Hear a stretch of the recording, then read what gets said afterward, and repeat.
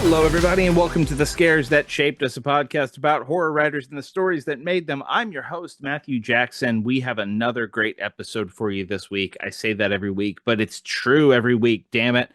Todd Keisling is here. We're going to talk to Todd about his amazing new novel, The Sundowner's Dance, which is out now from Shortwave. If you haven't picked it up already, go get it. We're also going to talk about our third Clive Barker story of the show so far. We've done Barker stories before. This is our first full-length Clive Barker novel. We're going to talk about The Great and Secret Show, which is a wonderful piece of cosmic horror fantasy strangeness that is Barker doing some of his most imaginative writing in his entire career. I love it. Todd loves it. We're going to talk about why. But before we get to that, I wanted to tell you about a book I just finished reading. It's called The Unkillable Frank Lightning. It is by Josh Roundtree, who is a Texas-based genre writer who I was lucky enough to meet at Ghoulish Book Fest earlier this year. We were on a panel together. So when I found out he had a new novel coming out that was up for review, I decided to pounce on that. My review will be up at Bookpage a little later this year, closer to the summer. For now, though, let me just say this is a Western horror riff on Frankenstein. And if you think you know what that means, you don't. I read this book in one sitting, which, given the way my life works right now, is not a super common occurrence. I just don't have the time, but I could not put The Unkillable Frank Lightning down. It is a great piece of Western writing, a great piece of horror writing, a wonderful character piece. It's just got everything. If you love westerns, if you love horror, if you love riffs on Frankenstein, if you just want to discover a new author that's going to blow you away, don't miss The Unkillable Frank Lightning. It is out July 5th from Tachyon, so put that on your calendars, hit those pre-order buttons, pick that book up. I love it a lot. Hopefully we'll get Josh on the show sometime to talk about it, but in the meantime, let's head over and talk to another great author who just released another great horror novel. Let's head over to our interview with Todd Keisling.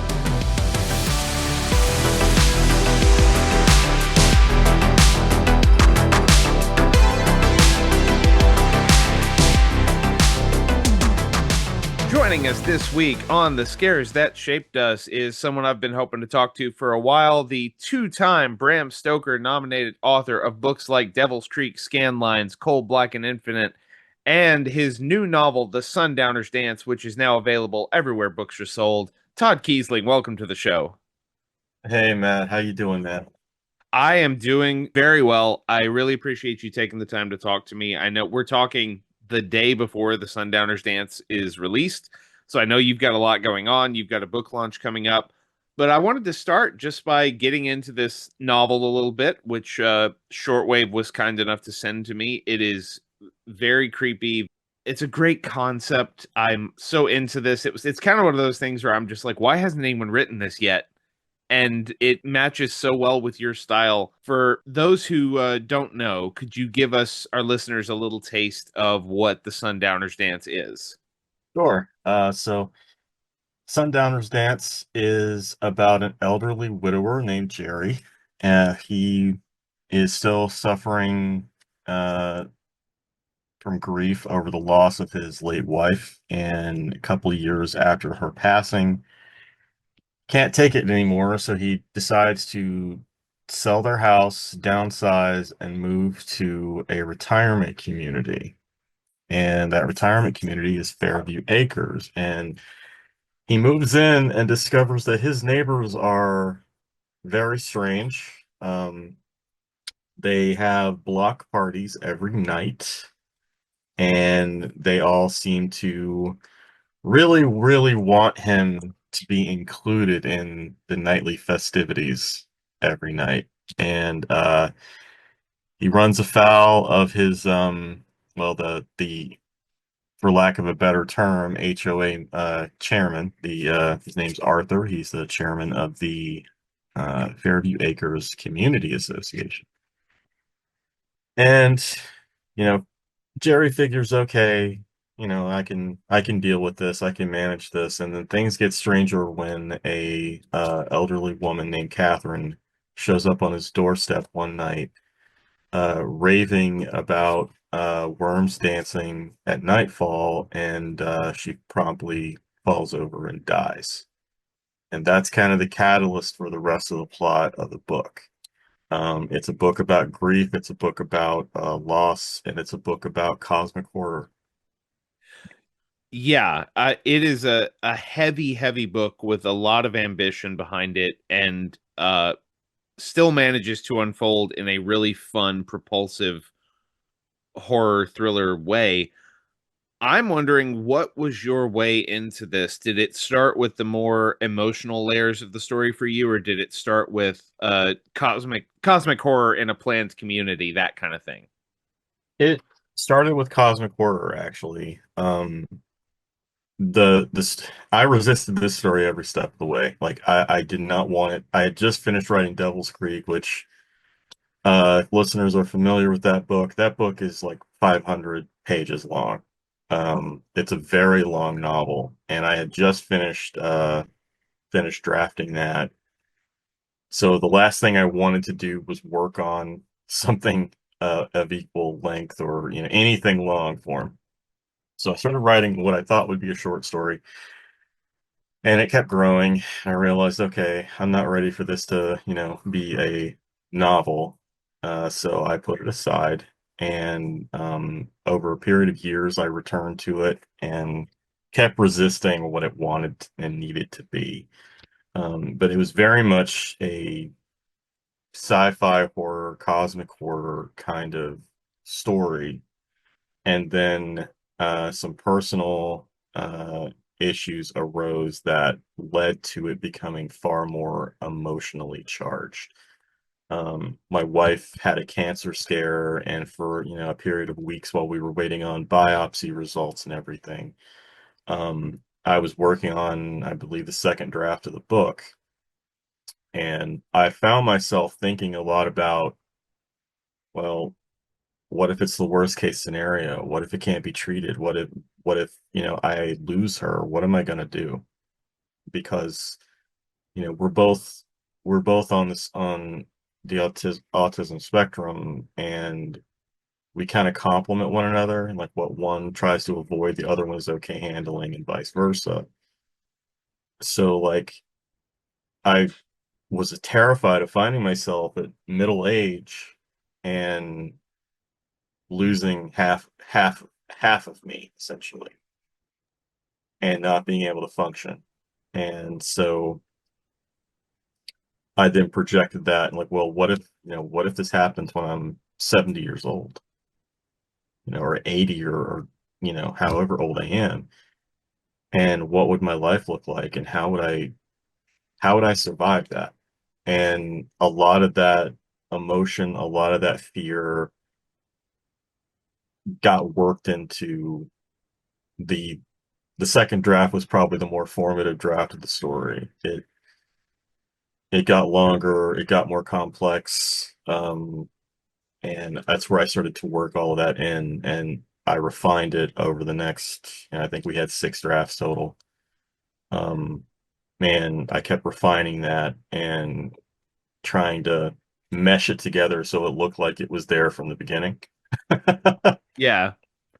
Well, Jerry is such a lived-in character. I feel like anyone who's spent any time around people of a certain age, which is should be all of us probably, knows a Jerry. He is very pragmatic and very focused on just trying to keep his head above water after his wife passes.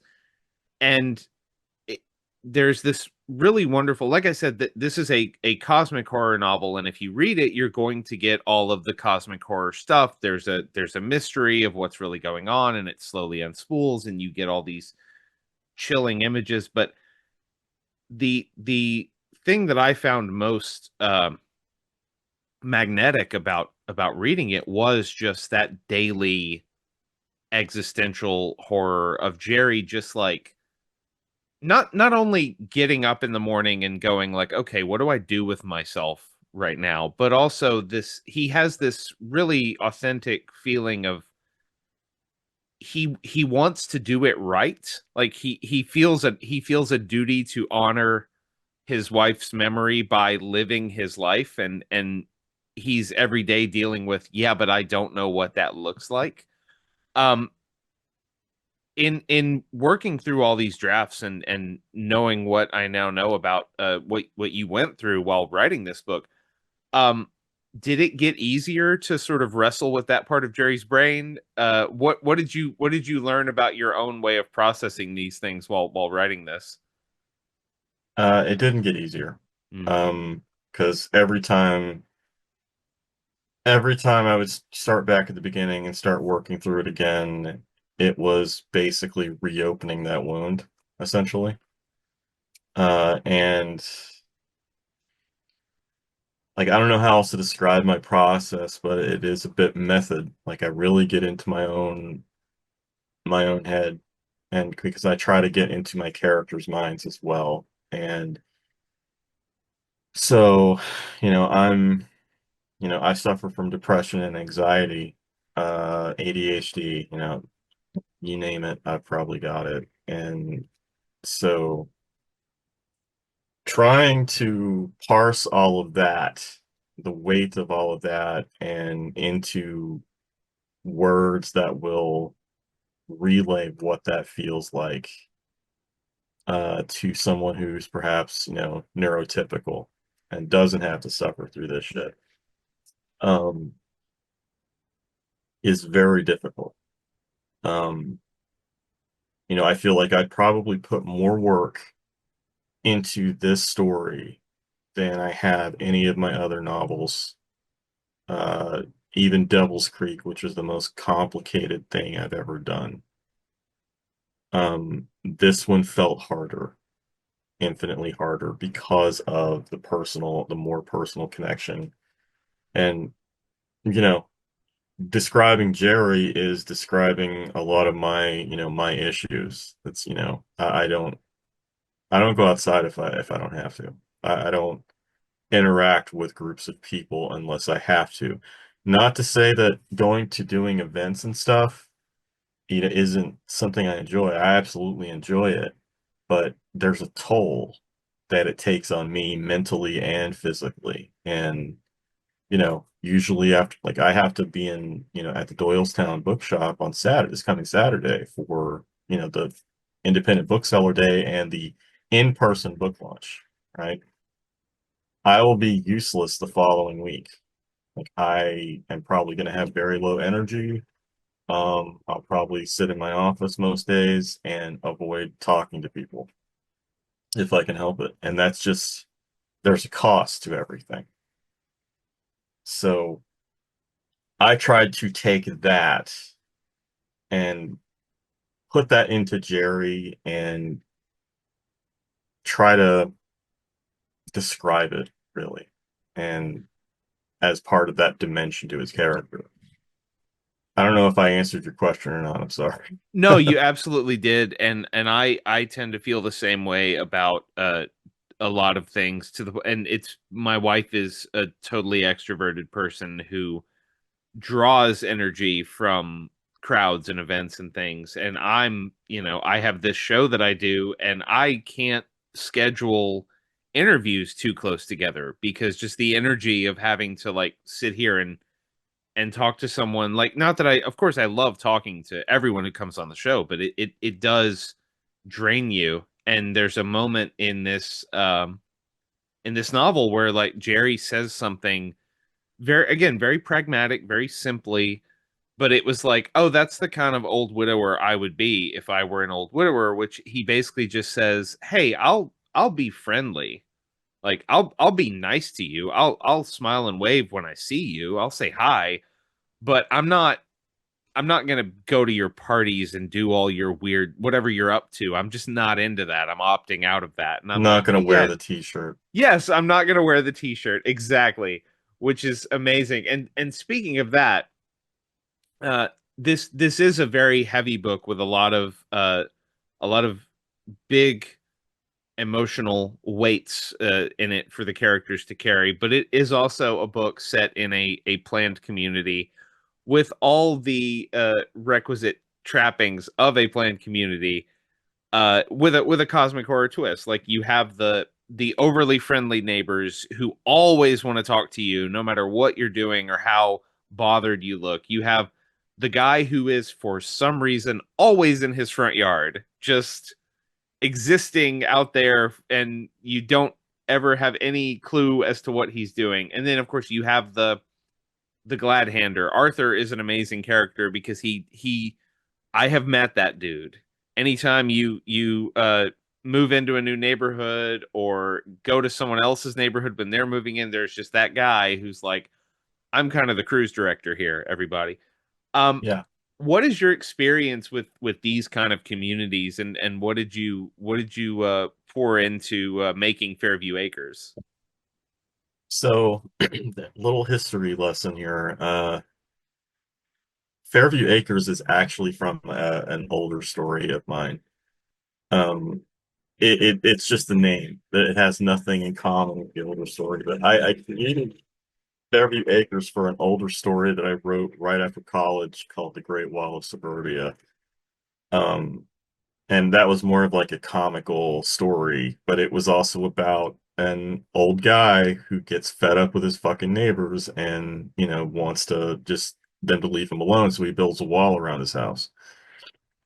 And, he's butting heads with the HOA and everything like that. And there are all these, uh, nosy busybodies who were trying to get into his business and whatnot. My experience with that is I've actually never lived in a gated community. I've never lived in an HOA, nor will I ever because fuck that.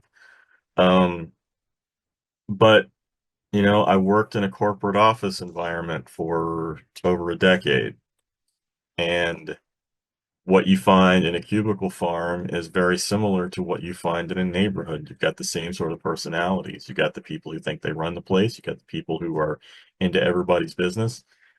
And I kind of drew from those experiences and brought this neighborhood to life in a way. I did a bit of research on just how over 55 retirement communities function, but most of the life of that place came from my experience working in corporate, dealing with the various personalities and the personality clash that happens in closed environments like that. Yeah, I mean it as so I mean like I worked in a newspaper office for about 5 years, and there is a similarity. Uh, but I have my in-laws don't live in a retirement community, but they do live in a big planned mega Mhm. community that my wife and I have actually considered moving to at some point. And going up there, most of the time it's just very quiet and normal, but occasionally you get those moments where people build their own little universes in those places, Yeah, and they become so insular that like there's a sort of mythologizing that happens. And what's so fun about the Sundowners dance is you get those moments. Jerry moves into this neighborhood and people say things to him. There's a catchphrase that they have. yeah, They look at him and they say, "Yeah, by the moon's eye," and he's like, "What the hell does that yeah, mean?" And he just sort of goes, "What?" This is one of my favorite things about the way you sort of dole out the horror in this is he'll sit there and go, "Ah, that must just be some weird shit they say here." Anyway, back to unpacking my boxes or whatever. And then it just keeps coming up, and he starts going like, "What's happening? Why are you all using these weird words?" And I I found it so refreshing that at no point in this book did I ever feel like you were artificially holding something back for some big reveal later. It felt very organic the way Jerry discovers this stuff. thank you. How did the drafting process look in terms of, and I don't want to give too much away about what's going Sure. on in the community, but how did the drafting process look for like doling out these little bits of cosmic horror and sort of building the mythology of Fairview? First draft, it was all over the place. I mean, first drafts are ugly for a reason. It's just, you're just trying to get the story out of your head, and it's mostly just word vomit. Um, The second draft is where I kind of had like a bird's eye view, at how the story goes, and you start to look at single out little things like the usage of the word and how can I make this more mysterious and should I move this over here so that there's more of an impact. And I have to give props to Shortwave's editor Marissa Van Uden because she really came in on that last draft and just made it sing in ways I could not on my own. Marissa really kicked my ass in the best way and made some suggestions that had never occurred to me, but were absolutely correct. So like moving certain reveals to another point so that it have more impact, and you know, you kind of layer upon. It's kind of like painting, right? You start with a layer of paint and you build up, and that's absolutely how the drafting process works for me. You get all the you get the plot down, you get all the ugliness of it and imperfections, and you start just building up from there. So, you know, looking at certain words, okay, so and so says this here, but would it make more sense for him to say this here? And you start experimenting with, okay, how does this work? And does this feel right? And how will this read with a beta reader, for example? Um, is there all the little calculations that are going on in my head, as I'm working on the draft, on a draft. So that's a bit of like the chaos of, drafting it and kind of, you're snipping this piece here, but maybe you can move it over here rather than getting rid of it. And that happened several times. Like when I write a first draft, I tend to rush. So Mm. I try to slow the pace down a little bit in subsequent drafts because I don't want to, just front load the story with everything, because then after a certain point, the reader's going to get bored. Yeah. And so I try to, you try to pace it out. You try to, make it, how can I describe this? So like, basic writing composition, right? Going back to elementary school, you got your plot diagram and everything. But really, like, what they don't tell you in school, or at least not when I was in school, you kind of have to figure out on your own is like each scene has its own, structure. Hmm. And you want to, keep building and building and building and building until you reach that actual overall climax. So I look at plot in a very visual way. Um, but again, it's just part of the chaos that, swirls around in my head at any given moment. But I kind of have a knack for keeping track of these things and where they fall. Yeah. Well, it's a fantastic book. By the time you hear this, listeners, the Sundowner's Dance will be out, so go pick it up. It's from Shortwave. They put out great stuff. This is a really fun cosmic horror novel about strange things bubbling under the surface of a perfect looking community, which brings us to the story that Todd elected to bring to us today, which is also about crazy cosmic stuff under the surface of a perfect community. We're going to talk about The Great and Secret Show, a massive novel written by Clive Barker, first published in 1989. um, I think some people might call this a pure fantasy novel, and I was a little concerned about that when Todd picked it, but it's Clive Barker, so I figured we could get away with it. But upon rereading it, going back through it, like there are some terrifying things in this book. Oh yeah. Todd, when did you first encounter The Great and Secret Show? So I first read The Great and Secret Show the summer of 2005 after I graduated college. My girlfriend, who's now my wife, Erica, she was the one who introduced me to Barker's work. I had never read Clive Barker growing up, and she introduced me to Books of Blood. And if you've never read the Books of Blood, that's requisite for reading. Um, but I also wanted to try his novels, and Great and Secret Show caught my eye because of what it was about. It seemed like, and you're right, it has elements of fantasy, and for greater purposes of, putting it on a shelf, yeah, they probably call it fantasy. But to me, the appeal of it is that it's not just fantasy, and it's not just horror, and it's even got a little bit of sci-fi in it.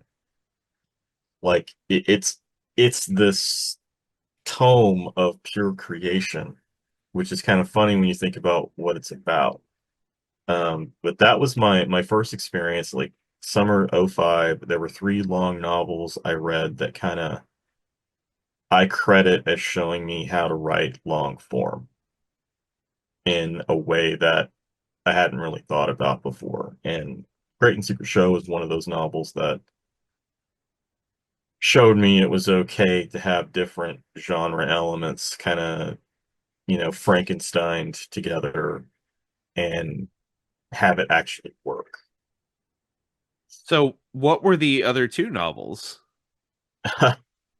One of them's by an author who has now been outed as a very vile person who, is fond of sexual assault.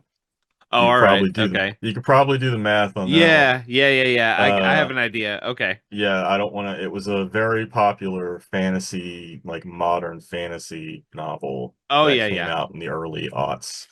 And also, what seems to surprise a lot of folks is the Wind-Up Bird Chronicle by Haruki Murakami.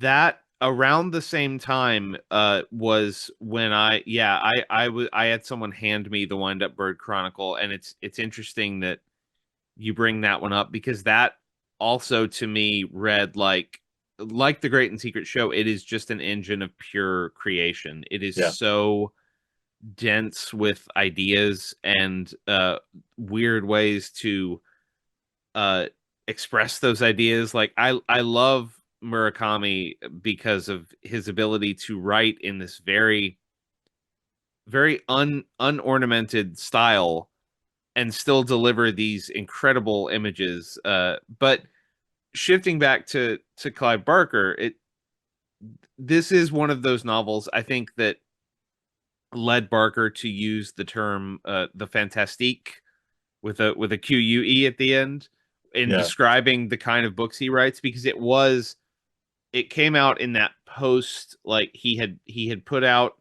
Books of Blood, he had put out Hellbound Heart. I believe the Damnation game had already come out. I think Weave World had also come out. And so he was established and he was allowed basically to like, okay, now you're Clive Barker. What do you want to do?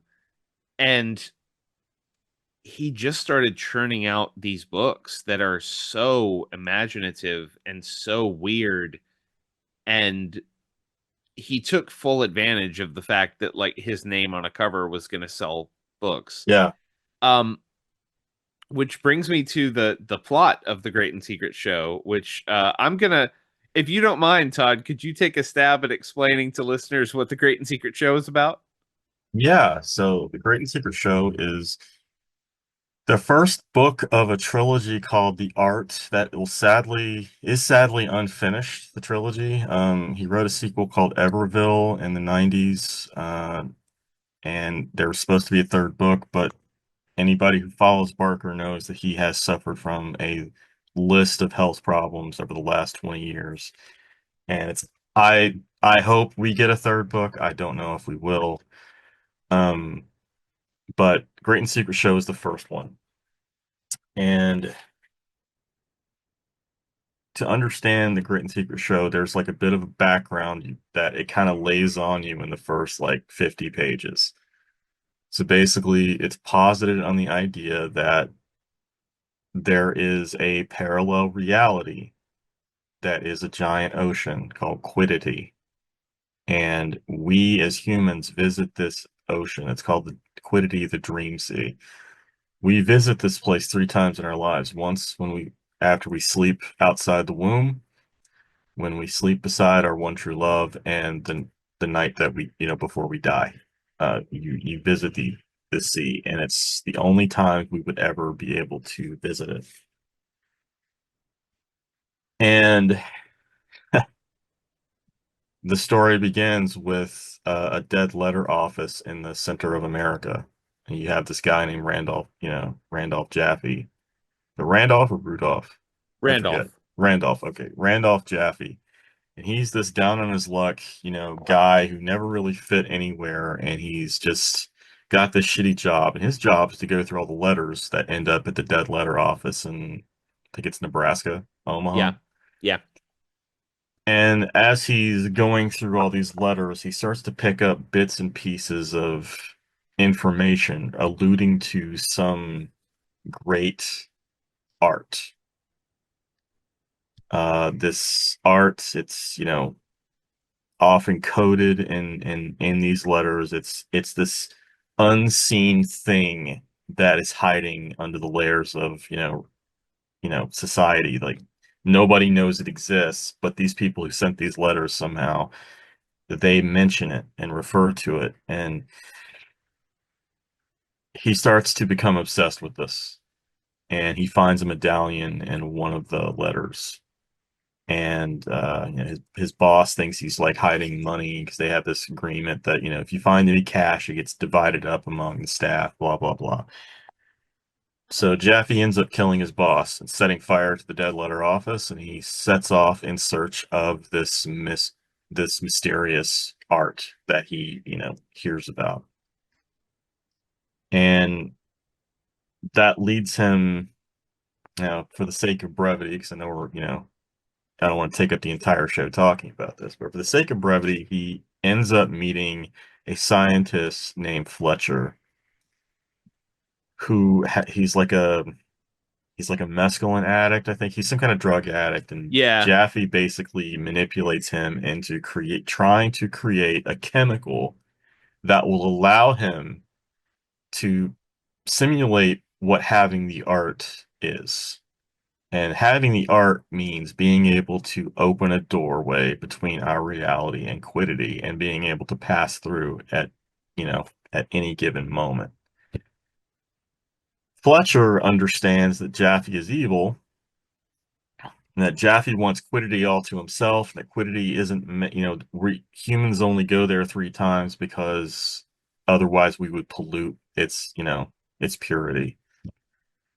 So Fletcher develops a chemical called the nuncio or the messenger that, when applied to a person, gives them the ability to do horrible things or fantastic things. It's neutral in that respect. There's a big clash.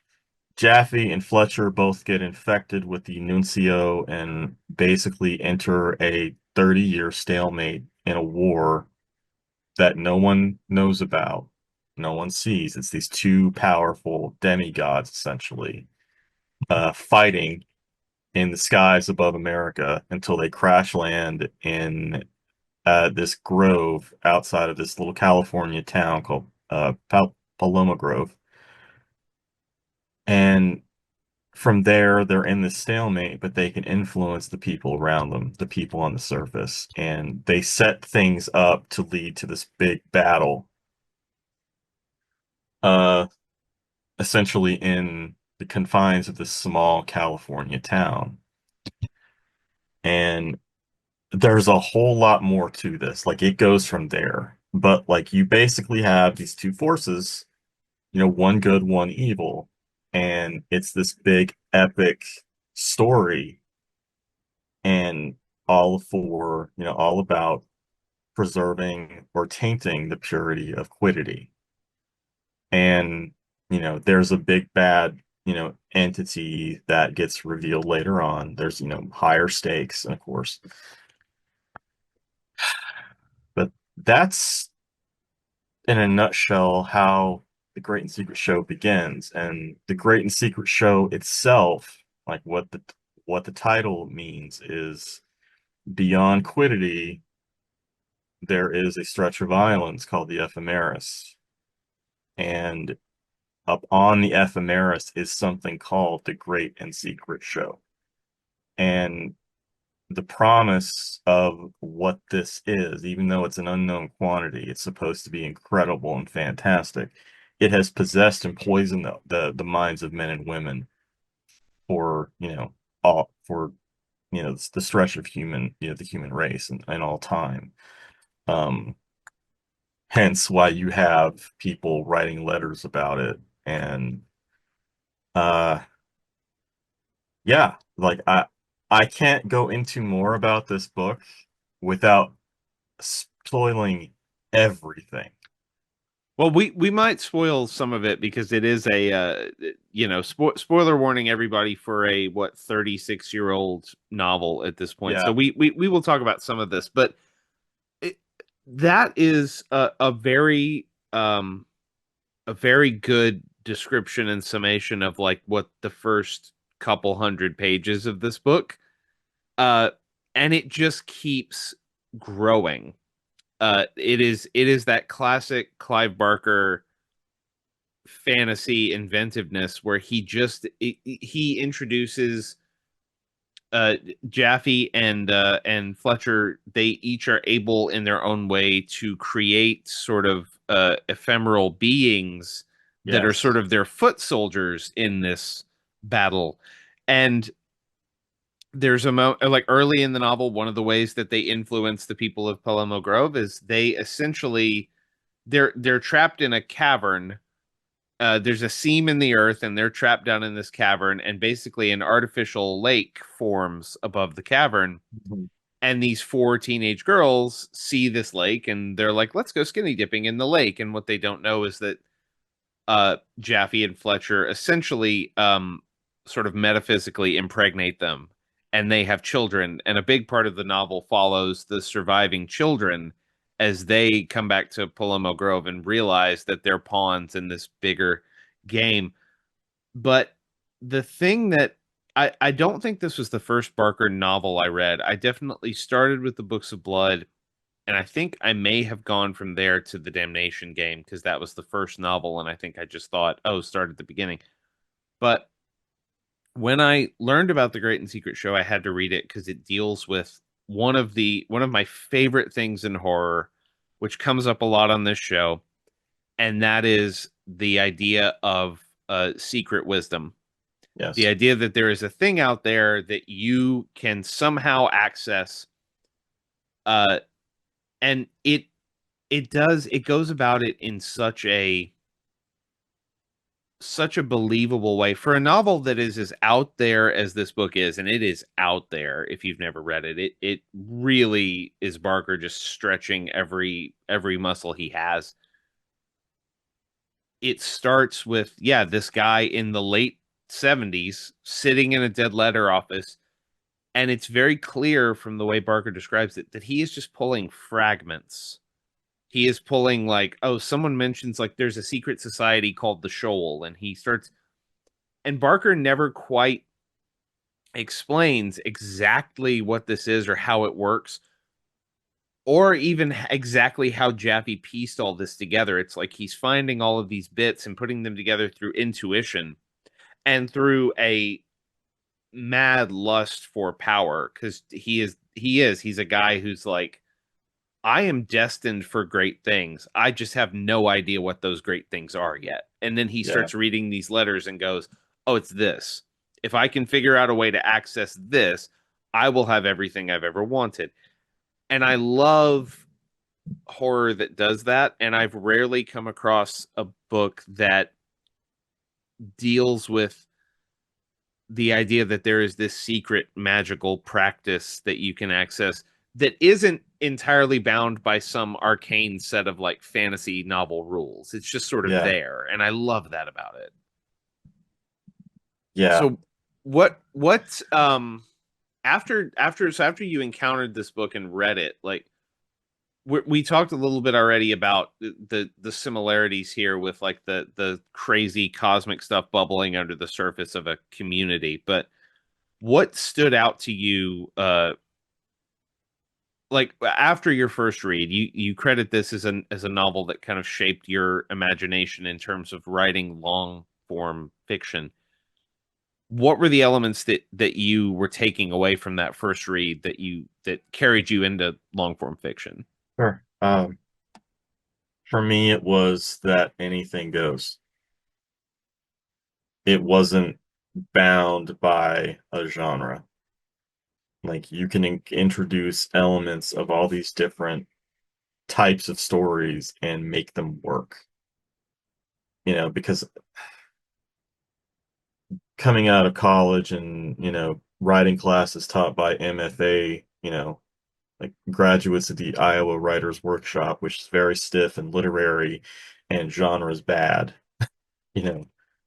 Um, Coming out of that and being beaten over the head and being told, you have to write this kind of fiction. You can't write this other kind of fiction when I love reading this other kind of fiction. I love reading that stuff. Uh, and kind of like reading something that sparked, something in me on the creative level and it not being this, this stiff literary, masturbatory tome. you know, it was, oh, I can write about, a story about this grand story and have elements of horror and fantasy and sci-fi and blah blah blah. And like here's kind of how the plot can work. And like to your point about Jaffe finding the letters and discovering elements of the art and references to the shoal and everything, Barker doesn't go into detail there. And for me it was like, wow, I don't have to go into detail about this and it still fucking work. It like coming from a literary mindset to finally having your eyes opened by what's possible in genre fiction um, was huge for me. And that summer, I started writing my first long form novel. I'd written novels before this, but they were all in like the 60, 70,000 word range. And I wrote my first like novel over 100,000 words, after I read that book. And in hindsight and looking back and everything, like there was, I definitely see elements of the Great Secret Show in that story that I wrote. It wasn't any good, but it would it was me showing myself that, hey, you can do this. And first drafts suck. And everybody knows this, but when you're writing a first draft, it's like, this is the greatest thing I've ever written. you know it I, was, a lot of uh self-realization, I guess you could say, that came from reading that book and pivoting into writing something of my own. I think that I'm reminded now that when I was like, 19 or something, I wrote a gigantic horror dark fantasy novel that was, completely unpublishable, not anything that I would ever show anybody. I don't even know if I still have the files, but it was probably my great and secret show because it was about this like hidden mythology and Barker's not the only person to do that, but one thing that I love throughout his work that he has this incredible confidence with is that feeling of so many horror writers going back forever are really good at writing, the world is stranger than you think it is kind of fiction. Yeah. Barker is one of the few who is really able to unselfconsciously go, okay, so there are these immortal demonic beings that you can only access by solving this magic puzzle box that you can get if you know the right people and talk to them and make a deal. And I'm not going to tell you how this happened or where the puzzle box came from. We're just going to say there's this puzzle box that unleashes these demons. Let's go. And the great and secret show is, hey, there's a thing that's called the art. It's a magical practice involving a parallel dimension where there is one giant dreaming ocean that helps humans to understand the depths of their own imaginations and dreams, but we can only visit it 3 times unless you manipulate the system. I'm not going to explain how all of this works. I'm just going to explain what the people within my story want out of it. Yeah. And it's so refreshing to read a book like that. Do you have a favorite? I talked already about the Dead Letter Office and the idea of the secret wisdom that sort of slowly seeps out through all these little bits and bobs. Uh, what is your favorite piece of the art lore? Because there's so much of it, and it just keeps getting weirder. Oh man, that's a good question. Probably it's not so much the art, but an element of quiddity that's kind of like an unknown evil quantity is the Iod Ouroboros. Yeah. The Iod Ouroboros is like this nebulous evil force. It's like an army, and you don't really get to see them, but when they find out that Jaffe has reached quiddity, they start, mounting for their forces to cross quiddity and break into our world. And that's pretty much the kind of the second half of the book. The whole focus is on trying to close the breach before they can get in. Um, I like that idea. I love the whole concept of that. Uh, I just also like the idea that it's been this thing that's been, you know, permeating the layers of our reality, and it's always been there. And all these famous people, throughout the ages have, you know, been looking for it or seeking it. Like I recently read the graphic novel adaptation Oh yeah. of the book, and they show like Jesus Christ was one who was searching for the art, and the Pope, and one of the popes, and all these like famous historical figures have all been either part of the shoal or have been searching for the art or trying to, embrace it, much like Jaffe was. I like that concept. The shoal itself and how it ties in with Kissoon. And Oh yeah, Kissoon, we didn't even talk yeah. about Kissoon. Well, I didn't Yeah. want to get into Kissoon at first because Kissoon is like a whole fucking can of worms, Yes, literally. exactly. Exactly. Um, Kissoon, for listeners who don't know, is basically once Jaffe puts all these pieces together and leaves the Dead Letter Office, he figures out a way to access this sort of pocket universe where there is a guy named Kissoon, and Kissoon is like, "Hey, so the shoal is gone. I'm the last one, and I'm the only way to get to Quiddity and access the art. But you have to give me a body to inhabit because I don't have a body because I just my consciousness is just here in this pocket universe." And boy, does he have all kinds of ulterior motives for Oh yeah. everybody. Yeah, he's a wild character. Yeah. Um, The go ahead. go, I was just gonna say the scenes with Kissoon are some of my favorites in that book, just because of like the possibility, and you kind of get a glimpse about what's behind the curtain, but not really. Yeah, it's very similar in my it lives in the same space in my head as like the puzzle box and the Cenobites. Yeah, yeah, absolutely. It's very primordial in that way.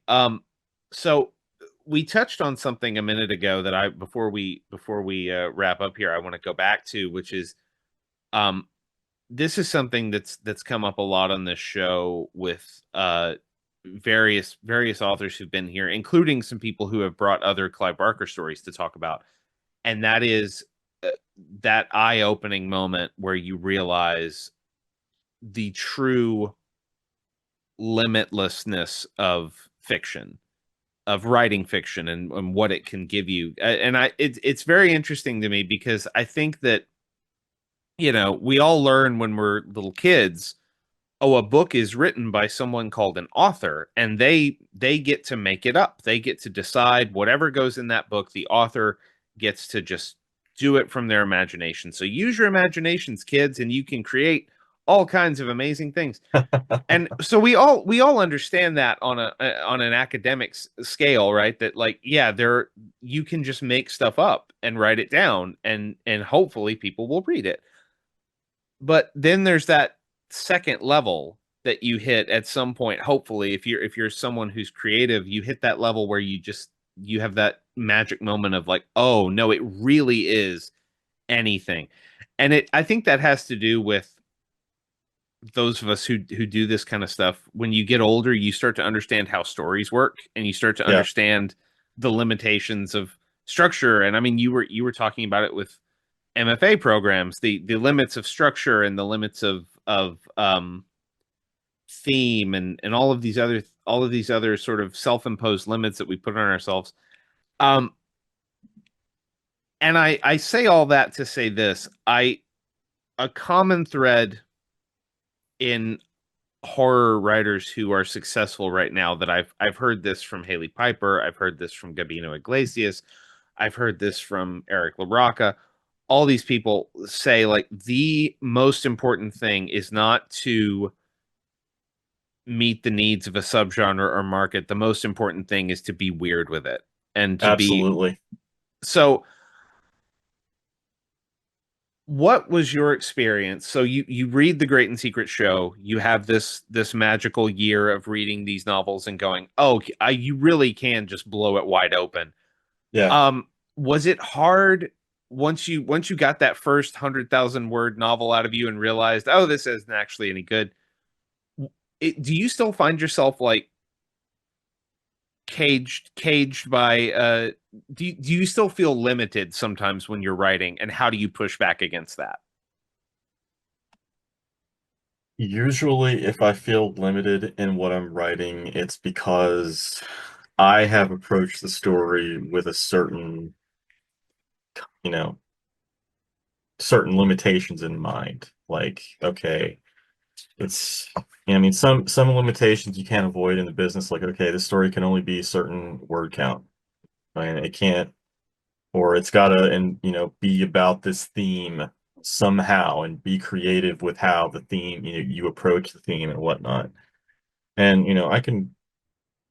I've been doing this for 20 years, so I'm pretty good about being able to work within those constraints. But at the same time, I found that in my own work, especially with long form stuff, and this Sundowner's Dance is a perfect example. I approached the story thinking it needed to be like this, and over time, understanding that the story can't be this, it needs to be this. And basically like allowing myself to step outside of the parameters that I myself have set, and start thinking it. I look at it as, okay, it goes from being I'm going to tell this story to this story is going to tell me what it is. Like there's a moment in the creation process where the story, your characters start acting and talking in ways that surprises you. And that's what you want, because that's where the creativity is running unbound. It is limitless. And the story can go off in different tracks that you never expected it would. And you go from being the one writing the story down to being the one recording what happens. And to me, that's sort of the thing that I run into with my own work, is I'll go into a story expecting it's going to be this, because I have certain criteria in my head of what I need before I can start that story. I got a beginning, I got ending, I got a title, I know how it all ties together. Let's see how we get there. And then I start to work on it, and I realize, hey, this doesn't feel right, or this story isn't, you know, why is this not working for me? And I kind of have to take a step back and realize, oh, it's because the story is this, and I've been holding it back. because I had this preconceived notion of what it needed to be. Does that make sense? That does make sense. I cannot tell you how many times I have sat down to write something, and this goes for fiction and nonfiction. And I realize after a while that I have structured everything that I'm trying to do around an image or a particular metaphor or a particular insight that I really want to come through, that I think is the centerpiece of whatever this thing is. And then the longer you play with it, the more you realize, oh, I am artificially constructing everything about this piece around this one thing that I thought was really cool. Mhm. And eventually you're like, that may be your way in, but that's not the thing. Yeah. That's just a little nugget of something that allowed you to chase the thing. It's like a single sentence about a secret society in a letter in a dead letter office, but it's not the thing. Um, so before we close, I we have become the past few months we've become a Clive Barker heavy podcast. This is the third Clive Barker, which is fine with me. Like I'll talk about Clive Barker all day. This is the third Clive Barker episode that we've done in like 2 months or something like that. So you mentioned Books of Blood, and I agree. We've done an episode on one story from the Books of Blood already. So anyone who has not read the Books of Blood, if you want to write horror, like it's essential. It's up there like with any other piece of essential horror literature. Go read those. And we've talked about the Great and Secret Show. What are your do you have other Barker favorites? Have you read the complete works at this point? Are you I haven't actually read his complete works. Like I've got a Magica up on my shelf above my monitors here, kind of staring back at me and scowling. man? I'm right there with you. I bought Imagica probably a decade plus ago now, and I still haven't made the time for it. Someday, Clive, I'll get there. I would kind of say give a nod to the Thief of Always. Mm. Um, the Abarat. I liked the first Abarat novel. I didn't really care for the others so far, but I liked Abarat. Um, Cold Heart Canyon. Cold Heart Canyon I is feel I like that does not get enough love. Cold Heart Canyon, even though it's a little bit excessive at times, is a great story. Cold Heart Canyon, for anyone who doesn't know, is about a movie star who has a facial reconstruction surgery, and while he is recovering from said surgery, he rents an old mansion in the Hollywood Hills uh, that overlooks the canyon of the title. And what he doesn't know when he rents the mansion is that a silent film star who was deeply into the occult and extreme sex and things like that has a magical room in the basement that accesses all sorts of weird stuff. And there are ghosts and ghost animal hybrids, and it's fucking insane, and I love it. That would be what I like. Everyone read Cold Heart Canyon. It's so good, and it gets like it came out at a weird time. I feel like in Barker's publishing thing because he released that, and then he started to get really hardcore into Abarat was the big thing for quite a while, and he was painting all these paintings for Abarat and writing the books, and Yeah, it was a whole deal. And then of course he got sick, which brings us to like as we said, there this is billed as the first book in the Art trilogy, and you can read The Great and Secret Show, and then you can read Everville, which is uh just as massive and has Barker's supernatural detective Harry D'Amour in it, yeah. and is really fun. There are a lot of Clive Barker books that we probably won't ever get. He has talked about all these different follow-ups to things, um, and other not like standalones that he still wants to write. So it's not that he doesn't have goals. It's that he's getting on in years and he's had these health issues. Um, do you think we'll ever see the Art 3? I want to believe, but Yeah. he's an elderly man. He has a lot of health issues, and honestly, probably one of the biggest things that holds him back, I think, is because he writes everything longhand and hires typists to type up his drafts, and it's just things don't move like that anymore. And I hate to say it, I'm not trying to say that he's behind the times. Everybody has their process, but if he's getting up there in years and he's struggling, maybe he can't sit at a desk, for longer than like an hour every day. You know, that that's rough. It Uh, Yeah. If yeah, you've never, by the way, listeners, if you've never like looked up Clive Barker talking about the way he writes, it is one of the most intensive, laborious writing processes that you'll ever read about it with a popular fiction author, because he and it is just the way he works, and it's worked for him so far. But yeah, it is one of those things where you're just like, man, that is a lot. I don't how do you sustain that kind of process? But I mean, I agree. I want to believe. I hope.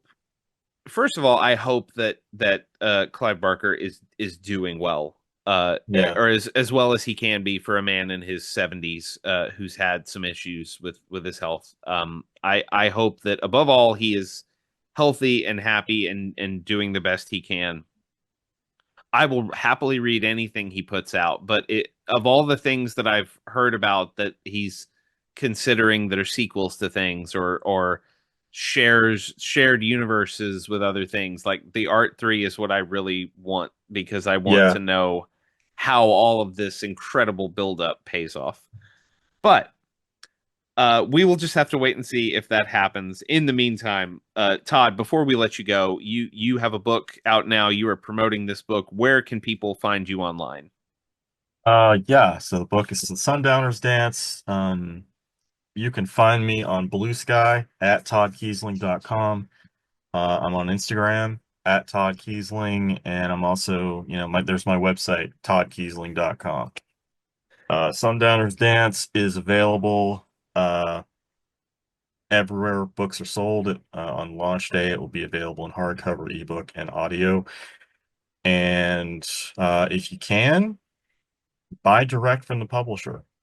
Cut out the middleman if you can. If you prefer to buy your books through a retailer, that's totally cool too. Absolutely. Everyone go pick up the Sundowners Dance. And yeah, go over to Shortwave and check out, get this book and get other stuff that Shortwave is putting out. They put out great stuff. Our guest has been Todd Keisling. Todd, thank you so much for being on the show. Thanks a lot, Matthew, for having me. Thanks so much to Todd Keisling for being on the show. It was great to talk to him. Again, The Sundowners Dance is out now from Shortwave. It's a wonderful book. Go pick it up. Go follow Todd on socials. Head to his website. Keep track of everything he's got going on. If you want to keep track of everything that we have going on, the best way to do that is to follow us on Blue Sky. That is where I post most of the updates at this point. We are Scares Shaped Us at bsky.social. You will get new guest announcements, new episodes, every other thing that I've got going on through the Scares That Shaped Us HQ is going to be there on Blue Sky. We are also on Facebook, where we post new episodes regularly. You can just search The Scares That Shaped Us. You will find us over there. We are also on YouTube. We're The Scares That Shaped Us on YouTube. If that is how you prefer to listen to podcasts, head over there and smash those like and subscribe buttons. We appreciate the support. If you want to email me about anything, if you have a request, if you have a question you'd like to hear me talk about, you have a guest you want to hear, anything like that, you can email us. We are at scares that shaped us podcast at gmail.com. Always happy to hear from listeners. That does it for us this week. We will be back next week with a brand new episode. Our guest will be Christopher Golden, the celebrated horror author of books like Road of Bones, All Hallows, The House of Last Resort, and his latest novel, The Nightbirds. We talk about The Nightbirds and how it came about. We're also finally talking about a Stephen King release. We're going to talk about Night Shift, the 1978 short story collection, which was King's first collection of short fiction. We talked about anthology films on the show before. Now we're going to talk about anthology books. It is a great time. It was great to finally dive into Stephen King with a guest on the show. That episode will drop Wednesday, May 7th at noon Central. Looking forward to it. Hope you all tune in.